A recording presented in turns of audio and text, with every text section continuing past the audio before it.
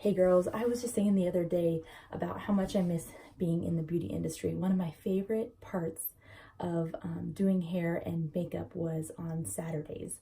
Now, a lot of different hotel and casinos would have my information on file. So anytime the wedding would get booked, they would call me and say, okay, Monica, we have, 6 girls here at the JW Marriott. They need hair and makeup. So a lot of my Saturdays were spent packing up big suitcases full of all of my hair supplies and all of my makeup supplies. And I would just, get there as early as sometimes 4 o'clock. I remember driving in the dark and to get to some of these places if the wedding was early, and just spending all day there. I would get as many girls ready as possible. Sometimes I'd have to bring an assistant or two with me to help curl hair, or just help me prep the girls so that I could put them in their updos or whatever. So I really do miss that part of the business. I loved being with girls on their wedding day and just being a part of that with them. So one of the things that I became very familiar with was bridal makeup. Now, a lot of times brides wanted a really natural look. They would say to me, well, my husband doesn't like when I wear a lot of makeup, so I want to keep my look pretty natural. And I always said, whatever you're comfortable with, because on your wedding day, obviously, you don't want to go too crazy and look unlike yourself. You want to look back on these photos in 20, 30 years ago and have a look that's classic, a look that never will expire. But also you want to still feel like yourself. Now for me, I would a lot of times would do like, soft pinks and soft purples and, soft pink lip, and that looks great on most girls.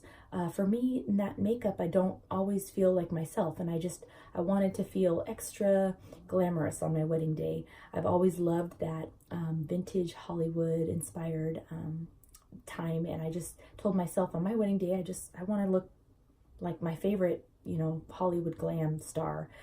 So I didn't do traditional makeup on my wedding day. I wore a black winged out eyeliner and bright red lips, and I had red shoes under my gown, and the bridal store kept telling me, you have to try on these ivory heels, they go so great with your dress. And I was like, oh, it's not my thing. I want different. I want something unique and fun. So and I was the only one that knew I had red shoes on my wedding day, me and my bridal party, but I felt like myself because I was wearing bright red shoes. So I just wanted to reach out and just chat with you guys about wedding days and formal events and events that we go to as women, where you're trying to feel like, okay, how should I do my makeup and what color should I wear? And I just always want to encourage women to, wear what makes them the most comfortable. Now, a lot of the brides that I did makeup on for their wedding day, they would not have felt comfortable with a bright red lip and winged outliner like I did. So I always, try to customize each look to that particular bride. And with bridal parties too is the same thing. You never wanted to go overly spectacular with the bridal party makeup, because you're thinking, I don't want to upstage the bride. So everybody, would get a soft, natural and beautiful look, and it would photograph well, and it would look fine in all the pictures. And I still, to this day, I don't think there's many brides that look back on their wedding photo and go, oh my gosh, what was I thinking? When you have your makeup done professionally, most makeup artists are trained to on a wedding day, to make the bride look like herself. You definitely don't want to make her feel like a clown, or like she's dressed like somebody that she's not.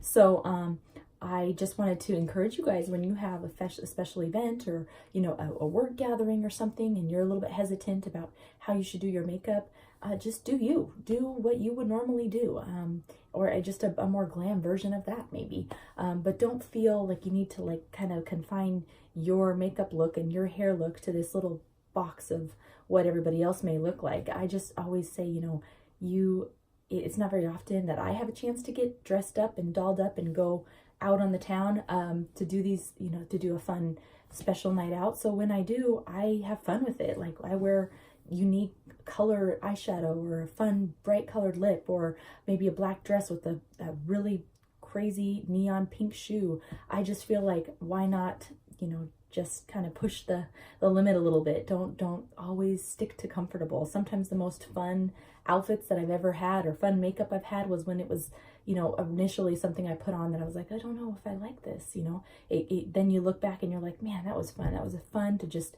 you know, I got so many compliments on those neon pink shoes that night with my, you know, lacy black dress or whatever. So, yeah, just if anybody has any questions or wants to reach out to me about, you know, what look that I think would look great on them for their wedding day, I love sharing, you know, makeup ideas and hair ideas with my fellow friends and girls. I do think, you know, depending on face shapes and the neckline of your wedding gown, you have to kind of take all that into consideration. Obviously, you know, you don't want your hair all down if the top of your dress is super detailed, and you want that to all show. So that's a good idea to put, you know, have some of it back off of your face.